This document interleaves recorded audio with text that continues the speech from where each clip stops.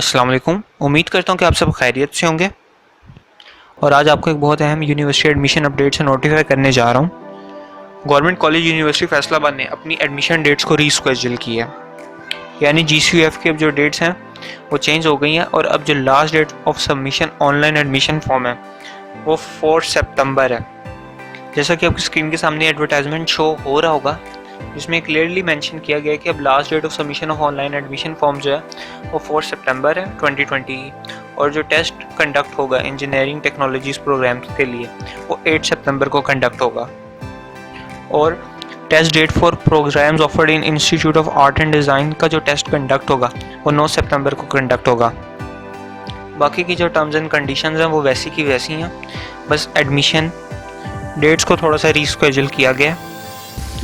अब इस बारे में बात कर लेते हैं कि government college university Faisalabad GCUF कौन कौन से BS डिग्री प्रोग्राम्स ऑफर्ड करवा रहे हैं। फैकल्टी ऑफ लाइफ साइंस में जो प्रोग्राम्स ऑफर्ड हो रहे हैं वो बायोकेमिस्ट्री है, बायोइन्फॉर्मेटिक्स है, बायोटेक्नोलॉजी है, बॉटनी है, डॉक्टर ऑफ फिजिकल थेरेपी जो 5 ईयर्स का प्रोग्राम होता है। जैसा कि आपकी स्क्रीन के सामने शो हो रहे होंगे, बाकी प्रोग्राम्स भी स्पेशलाइजेशन भी हैं इन ये सब में, जैसे फूड न्यूट्रिशन है, फूड एंड न्यूट्रिशन है, टेक्सटाइल एंड क्लोथिंग है, आर्ट एंड डिज़ाइन है, human development and family studies हैं।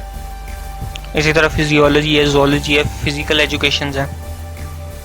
फैकल्टी ऑफ फिजिकल साइंस में जो आपको BS डिग्री प्रोग्राम्स ऑफर्ड हो रहे हैं उनमें अप्लाइड केमिस्ट्री है, कंप्यूटर साइंस है जिसे नॉर्मली BScs कहा जाता है, जियोग्राफी है, रिमोट सेंसिंग एंड जिस दरअसल में होता है जियोग्राफिक इंफॉर्मेशन सिस्टम।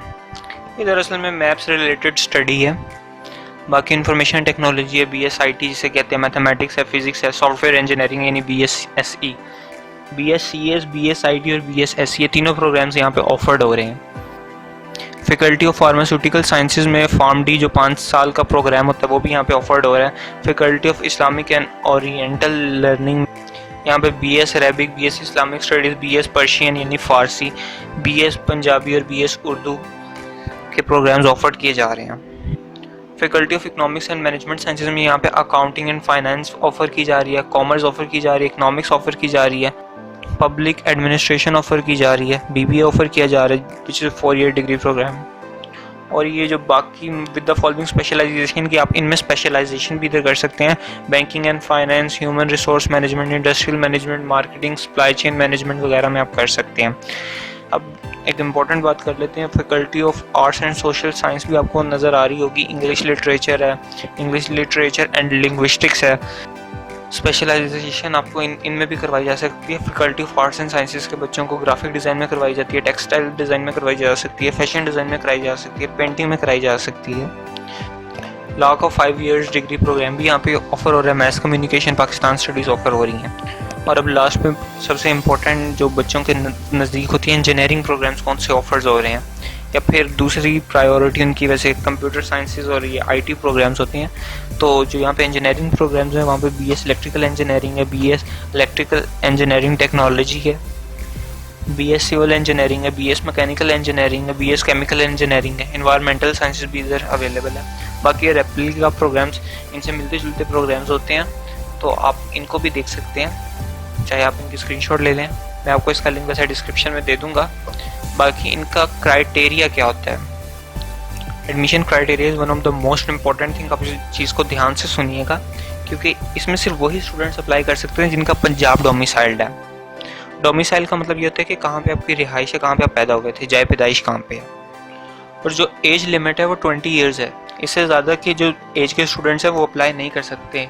अगर आपके FA, FSC, ICS या A लेवल या इससे इक्विवेलेंट जो आपने की है डिग्री, उसमें अगर आपके 45% मार्क्स हैं तो आप अप्लाई तो कर सकते हैं गवर्नमेंट कॉलेज यूनिवर्सिटी फैसलाबाद के लिए, लेकिन ये जो पर्टिकुलर फील्ड्स हैं इनमें आप अप्लाई नहीं कर सकते अगर आपका 45% है।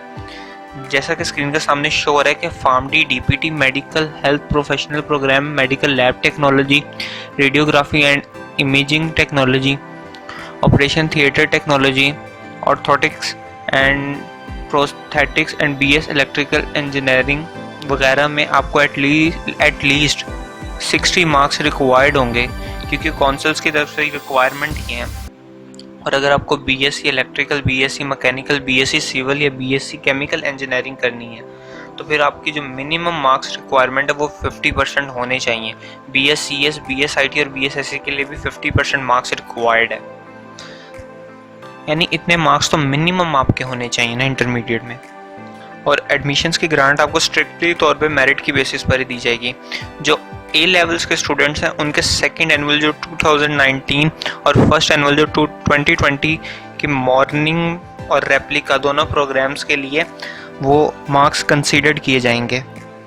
और कुछ एंट्री टेस्ट डिटेल्स हैं कि UET लाहौर का टेस्ट कंपलसरी आपने दिया हो, जिसे ECAT कहते हैं। ECAT का टेस्ट यानी आपने दिया होगा तभी आपका BS इलेक्ट्रिकल इंजीनियरिंग प्रोग्राम में एडमिशन होगा।